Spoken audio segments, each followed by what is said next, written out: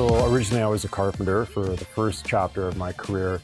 The last 18 years I've been with provincial government. The last 7-8 years in Apprenticeship and Industry Training. I heard about the program through a colleague.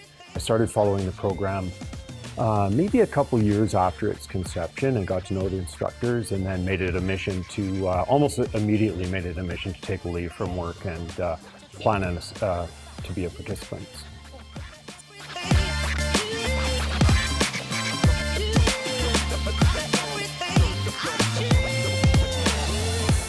So this car, and it really doesn't, if you talk to Matt and Stu, they'll tell you it doesn't matter what you bring. You could bring I think Stu said you could bring a fender, but this car is not so much about the car as the rust in the car. So it happens to be a 1977 Mercedes 450 SLC, 40 years old, and runs great, but lots of cosmetic and fatigue, lots of neglect.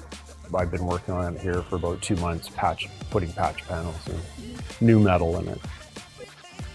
Lots of it is exploratory. You don't really know what's in that car until you start cutting it up. There's lots of surprises along the way, maybe a lot more than what you think, and we would caution anyone buying an old vehicle to have a really good look at it first. So this car is a great example. It looked really not too bad, but under the surface, we've already put in a couple hundred hours in cutting out rusty floor panels and rocker panels. You know, I'll spend a week in the trunk just trying to cut out rust and put in some new metal.